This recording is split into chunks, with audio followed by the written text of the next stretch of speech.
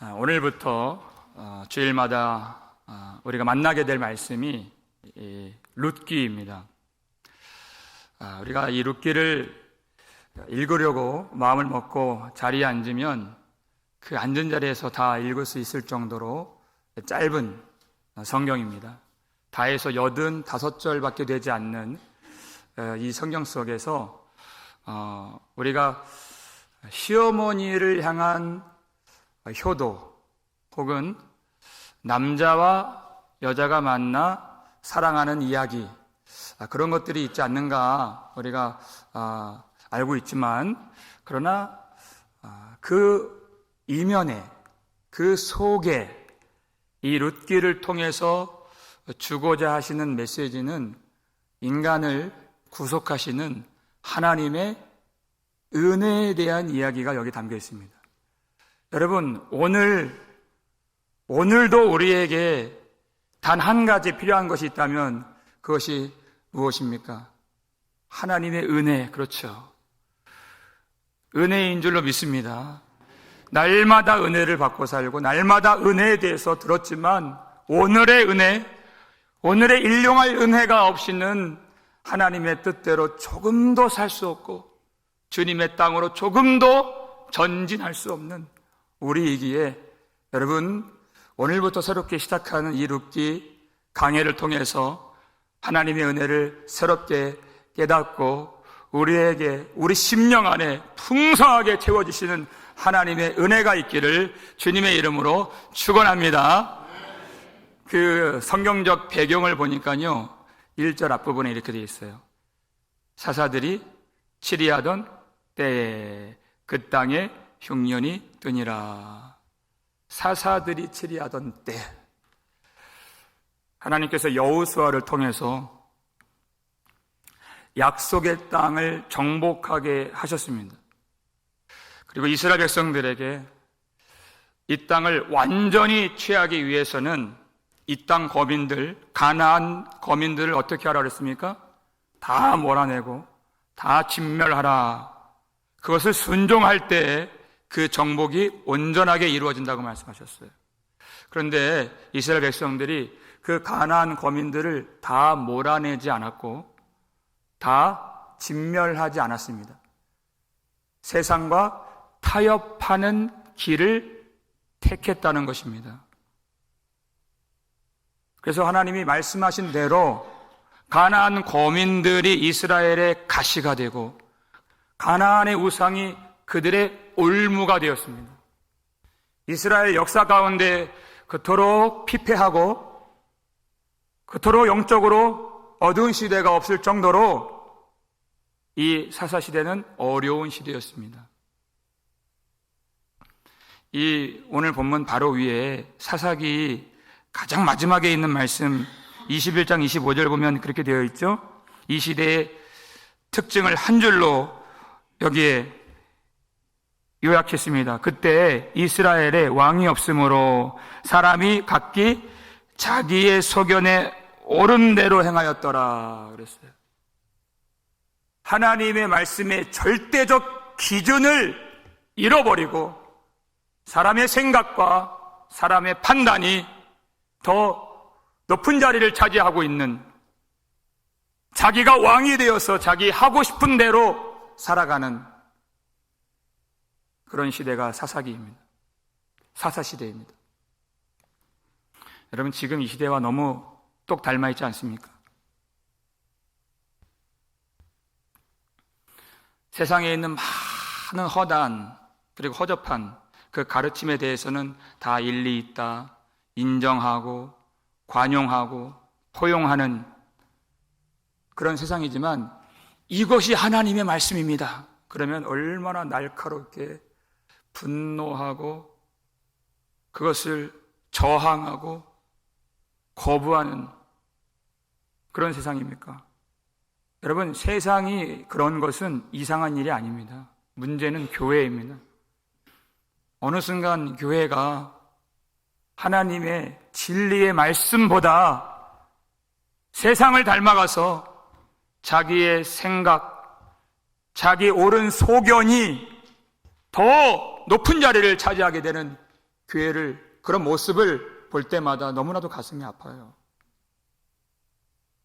그러나 이 룻기를 통해서 하나님이 우리에게 주시는 말씀은 그럼에도 불구하고 이 어두운 세상 속에서 하나님의 부르심을 받고 택하심을 받고 믿음으로 사는 하나님의 백성이 존재한다는 것입니다. 그 쓰라미같이 밀려오는 거대한 세상의 가치관을 저항하고 하나님의 부르심을 따라서 오직 하나님의 뜻대로 순종하며 사는 하나님의 백성들이 있고 그들을 돌봐주시고 붙들어주시는 하나님의 은혜가 있다는 것을 이 말씀을 통해서 우리에게 가르쳐주고 있는 것입니다. 여러분, 은혜가 왜 필요합니까?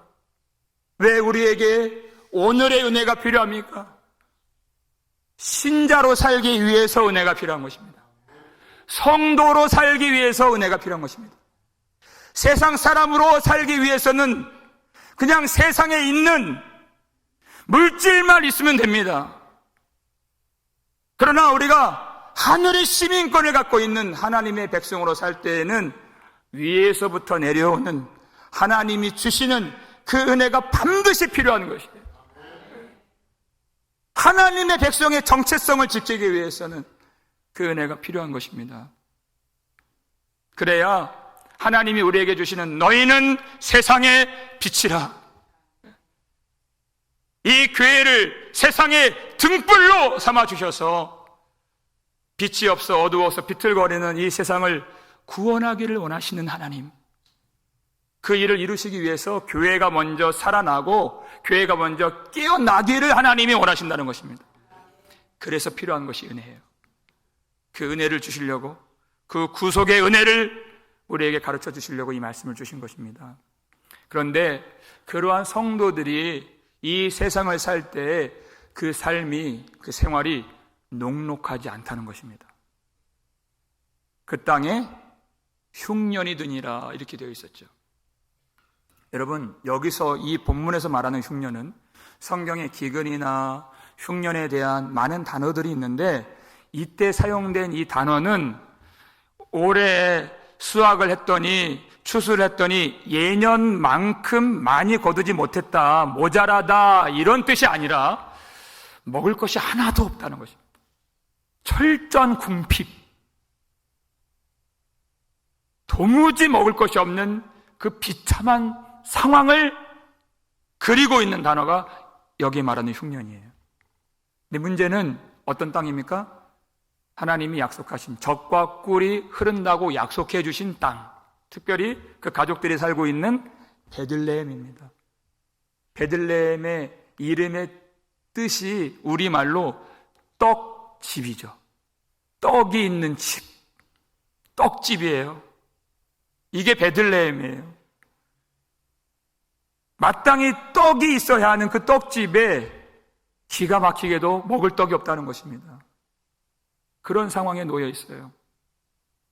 여러분, 하나님을 믿고 완벽하지는 않지만 그래도 착실하게, 성실하게 믿음을 지키며 사는 한 성도가 있습니다. 그런데 그렇게 믿음을 지키려고 했던 그 인생에 풍년이 온 것이 아니라 흉년이 온다고 했을 때, 여러분, 그 사람을 바라보는 시선이 어떻게 되기 쉽습니까? 저 사람 분명히 하나님 앞에서 우리가 알지 못하는 어떠한 죄가 있을 거야 라는 시선이 있을 수가 있죠. 그런 판단이 있을 수 있죠. 그러한 판단이 그 궁핍한 생활 가운데 놓여있는 그 사람을 더 비참하고 더 고통스럽게 만드는 것입니다. 여러분, 성경을 보면 많은 부분에서 까닭 없이, 이유 없이 흉년이 찾아오는 대목들을 많이 발견하게 됩니다. 갈대아 우르 땅에서 잘 살고 있었던 아브라함, 창세기 12장 보니까 하나님이 그에게 영광을 보이시고 그를 불러주십니다. 그 약속을 믿고 순종하여서 따라간 길, 도착한 자리가 가나안 땅이에요. 거기서 황당하게도 기가 막히게도 갑작스러운 기근을 만납니다. 성경은 그가 잘못했다 절대 그렇게 말하지 않았어요. 약속을 믿고 따라온 것밖에 없어요. 그런데 거기에서 기근을 만나는 것입니다. 그러니까 그가 남방으로 내려갔다가 애굽으로 들어가죠. 너 왜 약속의 땅 안 지키고 애굽에 들어갔느냐? 하나님이 책망하지 않으십니다. 거기에서 그를 지켜주시고, 거기에서 다시 소유를 채워주시고, 거기에서 그 아내도 지켜주시고 위로해 주시는 하나님, 어느 곳에서도 하나님의 뜻을 이루어 주신 하나님을 경험시켜 주신 것이에요. 여러분, 이 가족도 마찬가지입니다. 무엇이 잘못됐기 때문에 흉년이 왔다, 그렇게 말씀하지 않아요. 하나님이 많은 순간에 성도들에게 하나님의 인도하심을 경험시켜 주시려고, 하나님이 그 인생에 등장하시기 위한 그 무대로서 기근과 흉년과 가난을 사용하실 때가 많다는 것입니다. 여러분, 이런 바른 시각을 가져야 어려움에 처한 사람들을 판단하지 않고 그들을 진정한 이 생명의 말씀, 진리의 복음으로 위로를 할 수 있는 것입니다. 그래야 위로가 되는 것이에요. 여러분, 왜 룻기 1장 1절에서 왜 흉년으로 시작할까? 그 이유가 있습니다. 흉년으로 시작한 인생이 하나님의 인도하심을 받을 때 그 나중에 그의 마지막이 얼마나 풍성한 은혜를 안게 될 것인가를 보여주시기 위해서. 그래서 그 시작 1장 1절이 흉년이에요. 그 결말을 보라는 것입니다. 성도들의 인생 그 마지막을 보라는 것이 얼마나 영광스럽고 풍성한 은혜의 복을 누리고 있는가, 그것을 보기를 원하십니다. 우리가 예수를 믿지만, 이 길을 걷지만 우리가 원치 않는 재난과 흉년, 그러한 어려움들이 우리를 피해가지는 않습니다. 그러나 더 놀라운 것은 우리를 향한 구속의 계획을 갖고 계시는 하나님의 은혜도 절대 우리를 피해가지 않으신다는 것이, 비껴가지 않으신다는 것이, 정통으로 그 은혜를 맡게 하시고 하나님이 그 계획하신 그 구원의 놀라운 일들을 완전하게 하나님이 이루어 주시는 줄 믿으시길 바랍니다. 그 하나님이 함께 하신다는 것이 그 길을 걷고 있는 가정입니다. 베들레헴의 약속의 땅에 떡이 없어서 모압으로 이주를 하는 가정이에요. 정말 기가 막히죠. 베들레헴에 떡이 없다니. 그 발걸음이 쉽게 떨어지지는 않습니다. 왜? 그들이 하나님의 백성이기 때문에, 약속의 자녀이기 때문에. 베들레헴에서 떡을 못 구해서 모압에서 떡을 구하는 그 심경, 쉬운 발걸음은 아니었어요. 제가 그런 연락을 받았습니다. 최근에 직업을 구하시는 어떤 집사님이신데 전화를 하시더니, 목사님, 하나님이 잡을 주셨습니다. 그 소식을 전해주세요. 그런데 주일을 섬기는 거는 문제가 안 되는데 평소에 섬겼던 새벽 예배, 그리고 평일 금요일 예배 나오는 것이 어렵게 됐습니다. 죄송합니다, 목사님. 온라인을 통해서 그 말씀은 듣겠습니다. 죄송합니다. 그렇게 말씀하세요. 제가 뭐라고 대답을 했을까요? 집사님, 정말 축복합니다. 정말 축하합니다. 진심으로 제가 축하했습니다.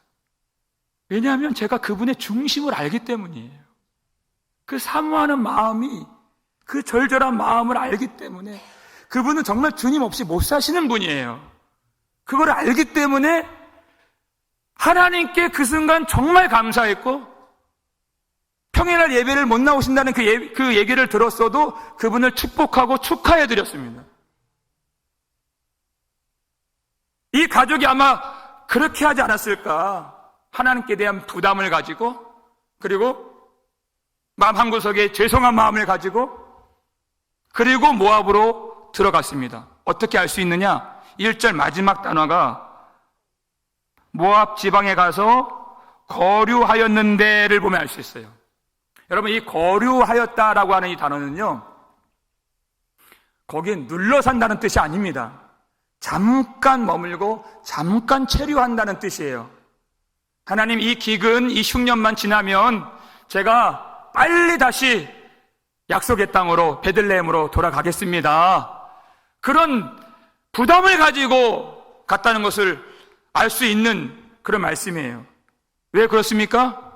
약속의 자녀이기 때문에, 하나님이 주시는 그 정체성이 있기 때문에 그런 부담, 그런 하나님 앞에서의 죄송한 마음, 그것을 갖게 된 것입니다. 그들이 어떤 사람들인지 2절 말씀 보시면 읽겠습니다. 그 사람의 이름은 엘리멜렉이요, 그의 아내의 이름은 나오미요, 그의 두 아들의 이름은 말론과 기럧이니 유다 베들레헴 에브랏 사람들이더라. 그들이 모압 지방에 들어가서 거기 살더니. 여기서 첫 번째 중요한 것은 유다 베들레헴 에브랏 사람들이더라 인 것입니다. 여러분, 이게 왜 중요한가? 베들레헴 중에서도 에브랏 출신이라고 하는 것을 분명하게 밝히고 있어요. 여러분, 이스라엘의 역사 가운데, 구약의 역사 가운데에서 가장 위대한 유대인이 있다면 여러분 어떤 사람이 생각나시나요? 아마 많은 분들이 다윗을 꼽을 겁니다. 바로 다윗이 이 베들레헴 에브랏 출신이라는 것이에요. 이 성경을 잘 아시는 분들, 이 결말을 아시는 분들은 아시겠지만 그 다윗 왕과 아주 긴밀하게 연결되어 있는 가족이라고 하는 것을 보여주고 있는 것입니다. 그러면 그 다윗에 대한 약속이 성취되려면 그들이 어디에 있어야 되겠습니까? 베들레헴에 있어야 되는 것이죠. 그런데 2절 마지막에 보니까 어떤 단어가 있어요? 거기 살더니.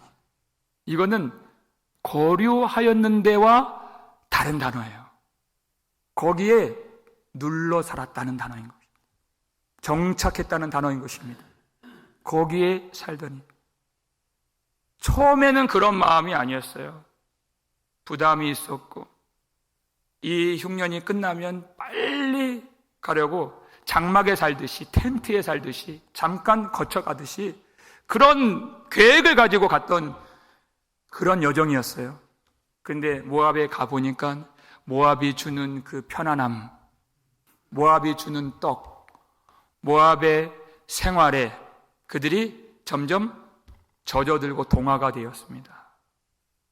거기서 말뚝을 받게 된 것이에요. 그게 살더니 하는 것입니다.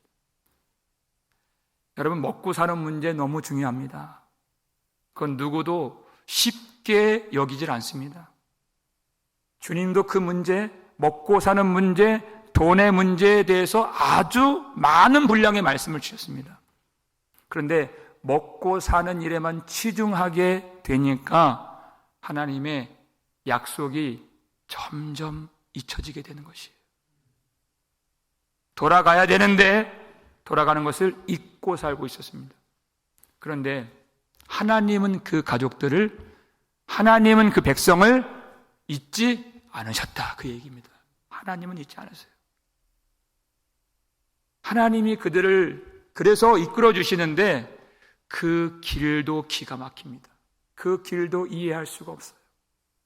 3절 말씀을 보시면 읽겠습니다. 나오미의 남편 엘리멜렉이 죽고 나오미와 그의 두 아들이 남았으며, 이렇게 되었어요. 엘리멜렉이 죽었다. 여러분, 이 룻기 1장에 대해서 우리가 말씀을 접할 때 많은 순간 아마도 하나님의 징벌로 엘리멜렉이 죽었습니다, 그런 이야기들을 아마 들어본 적 있으실 겁니다. 그런데 참 조심스러운 해석입니다. 그것은 성경은 그것에 대해서 함구하기 때문에, 제가 볼 때 이것은 하나님의 징계나 징벌로 된 일은 아니에요.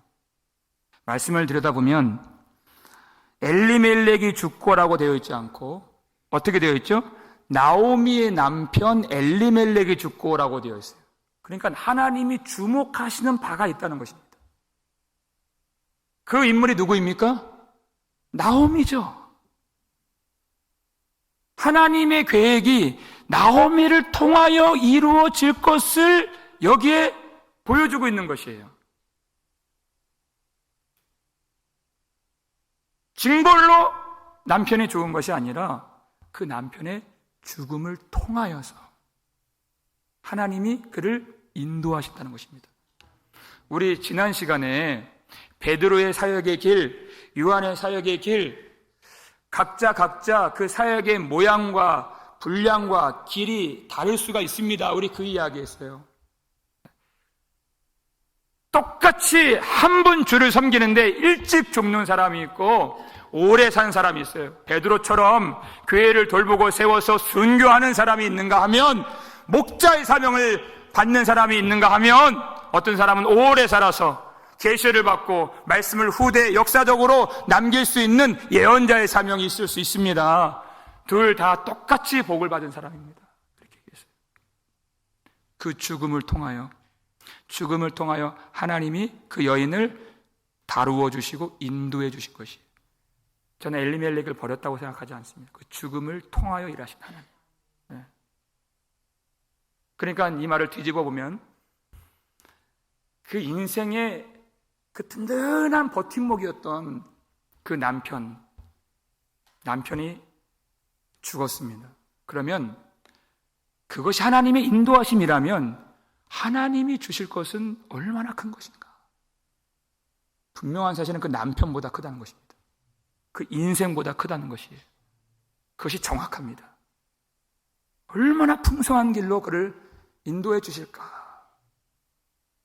하는 것이에요.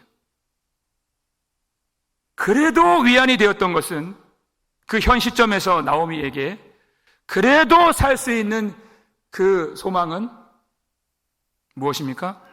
두 아들이 남았다는 사실이에요. 성경이 그것을 강조하고 있어요. 그의 두 아들이 남았으며.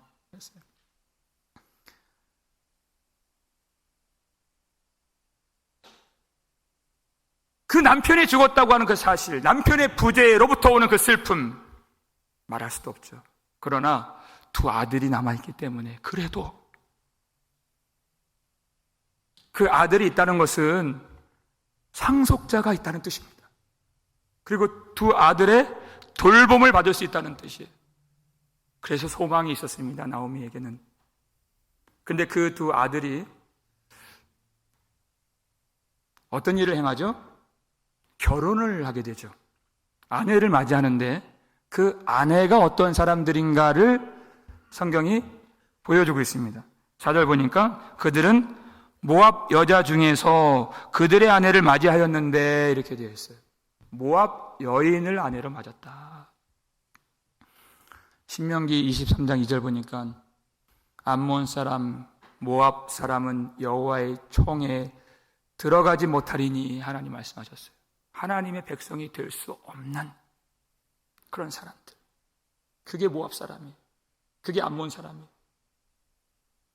그러니까 나오미의 신앙의 양심상 이 결혼 쉽게 결정할 수 있는 건 아니에요. 그런데 여러분, 나오미가 지금 이방 땅에서 든든한 그의 버팀목이 되었던 남편을 잃고 아무 연고 없는 이 외국 땅에서 그가 조금이라도 안전하게 살 수 있는 길을 모색하면서 어렵게 그 이방 여인을 아들의 아내로, 자기의 며느리로 받아들인 것입니다. 그래서 삶의 안정은 찾았어요. 남편은 죽었지만 두 아들이 결혼해서 세월이 흘러가면서 이 가정이 안정을 찾았습니다. 문제는 뭐냐면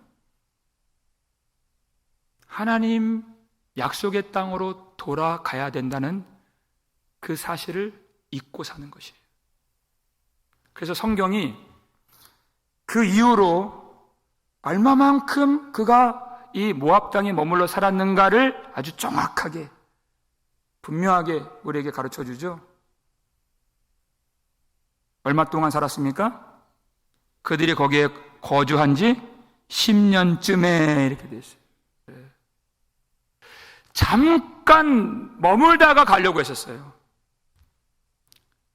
근데 막상 돌아와 보니까 그 모압의 편안함, 모압의 문화, 모압의 생활들, 모압의 주는 혜택과 떡, 여기에 조금씩 젖어들고 젖어드는 거예요. 여러분, 그 젖어든다는 것이 참 무서운 일입니다.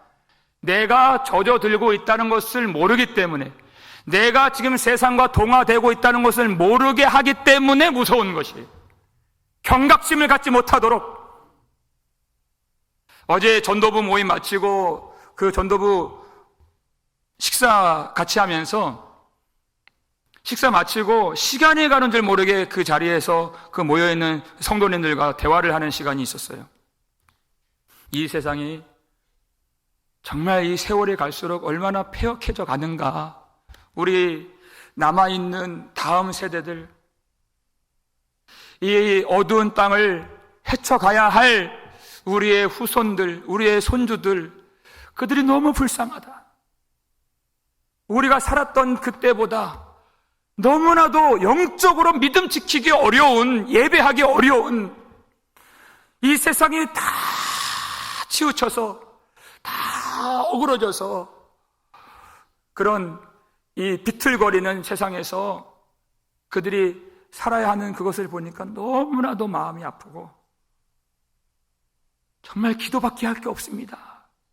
1시간 넘게 그 얘기를 했는데 우리가 다 마음이 합해진 대목이 있어요. 그렇기 때문에 우리 교회가 진정으로 교회되어야 하고, 그렇기 때문에 성도가 진정으로 성도 되어야 하는 것입니다. 여기에서 우리가 마음이 탁 합해졌어요. 하나님이 이 어두운 세상에 등불로 주신 교회가 깨어 있어야, 교회가 살아나야 저들이 교회를 통하여 예수 그리스도 열방의 소망 되신 주님을 바라보며 믿음을 지킬 수 있기 때문에 이 교회가 반드시 살아나야 됩니다. 다 수긍했어요. 그래서 제가 그 말을 들으면서 이 교회가 정말 살기 위해서는 하나님이 우리에게 주신 예배 자리, 그 기도의 향연이 피어 올라갈 수 있는 그 기도의 자리, 모이라고 하시는 그 말씀의 자리가 있는데 날마다 그 모임 사모하고 그 진리의 말씀 사모하고 주님의 은혜를 힘입어서 우리가 힘써 모일 때 우리가 이 교회를 교회되게 하고 성도가 성도되게 하시는 하나님 앞에서 아름다운 일이 될 줄로 믿습니다. 제가 그렇게 얘기를 했어요. 그게 교회를 지키는 것이고, 여러분 연세 많으신 분들 많이 계시지만 여러분 하나님이 주시는 사명이 바로 그것입니다. 안나와 같이 그 교회를 지키고 하나님의 말씀의 자리를 지키는 것. 제가 그렇게 말씀을 드렸더니 그때에도 다 아멘하시고 수긍하시고 고개를 끄덕이시고 그렇게 공감하셨어요. 맞장구 쳐주셨어요. 근데 우리 평일날 예배를 보면은 아멘하신 분들이 다 오시는 건 아니에요.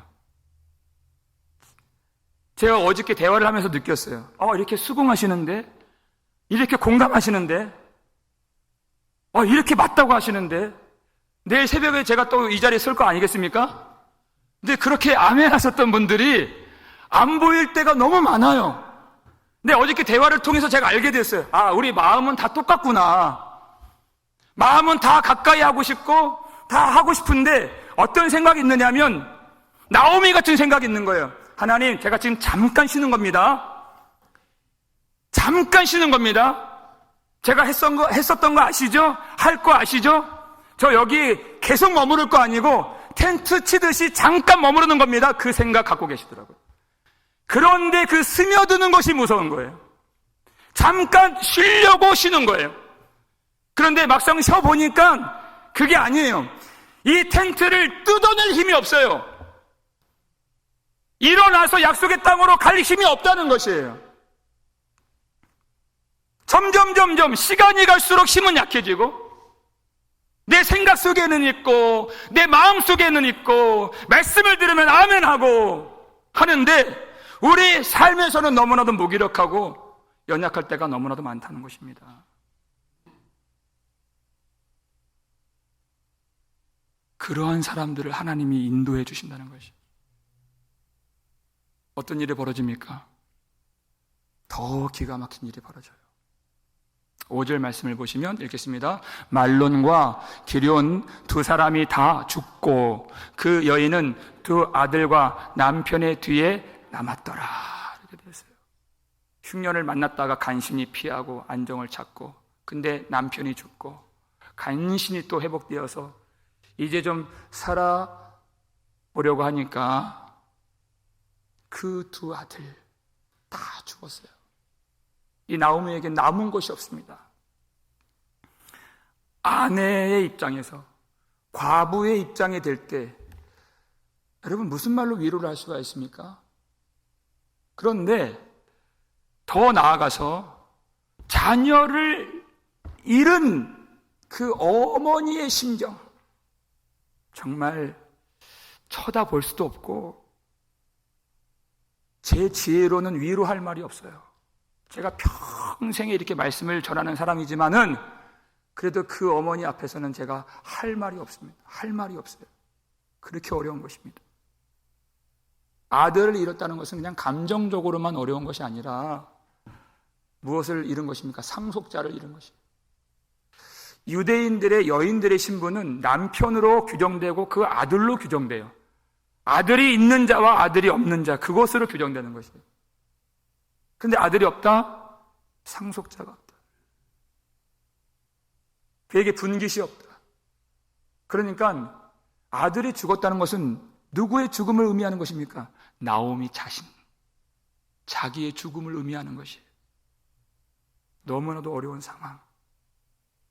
근데 참 놀랍게도 그 두 아들이 죽은 후부터 하나님의 말씀이 찾아오기 시작했다는 것이에요. 하나님의 말씀이 찾아왔다. 6절 말씀을 함께 읽겠습니다. 그 여인이 모압 지방에서 여호와께서 자기 백성을 돌보시사 그들에게 양식을 주셨다 함을 듣고 이에 두 며느리와 함께 일어나 모압 지방에서 돌아오려 하여 아멘. 이렇게 됐어요. 그 비참함에 빠진 여인 나오미에게 어떤 소식이 들려왔습니까? 하나님에 대한 소식, 약속의 땅에 대한 소식이 들려왔어요. 여호와께서 자기 백성을 돌봐주신다. 이 말씀이 왔어요. 실제로 여호와께서 그들에게 그 땅에 양식을 주셨다. 그것을 들었습니다.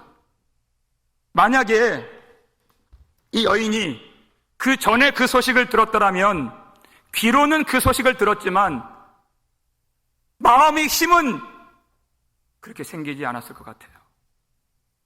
여호와께서 자기 백성을 돌보신다는 그 소식, 아멘 할 수 있죠. 그런데 나오미에게는 자기를 돌봐주는 남편이 있었고 또 자기를 돌봐주는 아들들의 돌봄이 있었기 때문에 그 전에 들었어도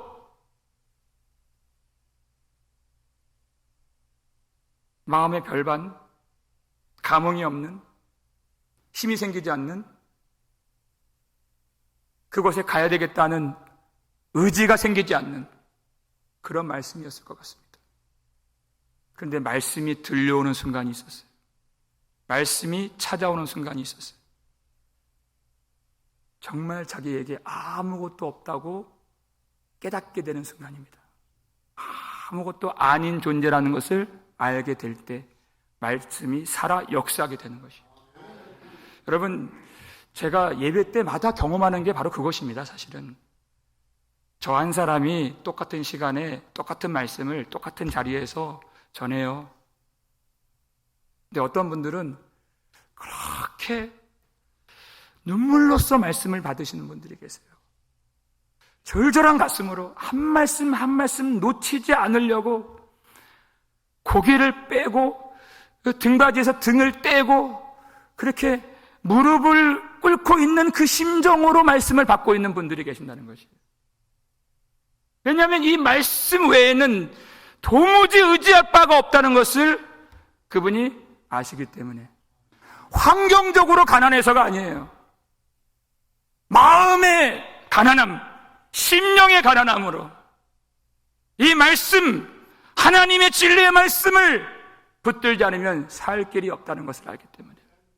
그래서 그 눈물로 그 말씀을 받는 것입니다. 하나님은 그와 같은 진실한 예배를 기뻐하시고 진정한 예배를 주님이 받기를 원하신다는 것입니다. 여러분, 하나님은 우리의 텅 빈 인생을 기뻐하시는 분이 아니세요. 텅 비어있는, 죄로 말미암아, 연약함으로 말미암아 텅 비어있는 우리의 인생에 그 풍성한 은혜를 부어주기를 원하시는 하나님, 그 은혜를 위해서 자기 아들을 내어주신 하나님, 우리의 7 아들보다 더 귀한 하나님의 아들을 내어주신 하나님, 그 아들을 요한복음 6장 보니까 생명의 떡이라고 부르셨습니다. 생명의 떡이라고 하셨어요. 그 떡을 주시기 위하여. 요한복음 6장 35절 말씀 마지막으로 함께 읽겠습니다. 예수께서 이르시되 나는 생명의 떡이니 내게 오는 자는 결코 줄이지 아니할 터이요 나를 믿는 자는 영원히 목마르지 아니하리라. 아멘. 나는 생명의 떡이니 그랬어요. 모압에서는 도저히 얻을 수 없는 하늘 위로부터 내려오는 먹는 자마다 영생하게 하는 생명의 떡 예수 그리스도를 말씀하는 것입니다. 나를 믿는 자는 영원히 목마르지 아니하리라 그랬어요. 여러분, 믿는 것이 무엇입니까? 관념 속에서 가야지 생각하는 것이 믿음이 아닙니다. 내게 오는 자는 이렇게 말씀하셨어요. 그게 믿음입니다. 모압에 펼쳤던 장막을 뜯어내고 그 말씀이 들려오는 하나님을 향해서 그 두 며느리와 함께 우리가 함께 일어나 돌아가자 했던 것처럼 내게 오는 자는 이렇게 말씀하세요.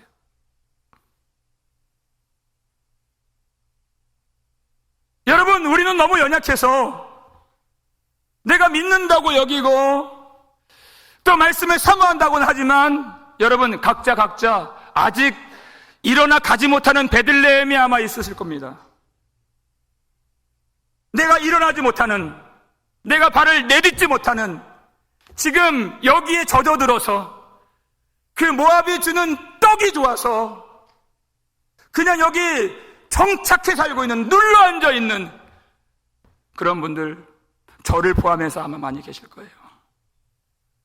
우리가 그 장막에 말뚝을 뽑아낼 수가 없지. 어느 순간 그 장막에 말뚝을 받고 사는데 그것을 뽑아낼 수가 없어요. 그러니까 하나님이 그 말뚝을 뽑아주시기 위해서 내 버팀목이었던 나오미의 그 남편 그리고 두 아들들을 하나님이 죽게 하셨는데, 그것은 예수 그리스도를 향한 진정한 믿음을 주시기 위해서인 것입니다. 진정한 믿음을 주시기 위해서, 하나님이 주시는 그 아들을 갖게 하시기 위해서. 내 아들이 아니에요. 하나님의 아들을 그 품에 품게 하시기 위해서. 여러분, 나중에 욥기 4장 마지막을 보면 아시겠지만 하나님의 아들을 나오미가 품고 있는 것으로 마치게 돼. 그 약속의 아들, 다윗의 조상 예수 그리스도의 계보, 그 아들을 주시기 위해서. 여러분, 그래서 우리가 하나님에 대해서 오해해서는 안 됩니다. 하나님은 우리를 빈궁하게 하시는 분이 아니십니다. 자기 백성을 돌보시는 하나님, 자기 백성을 돌보시는 하나님.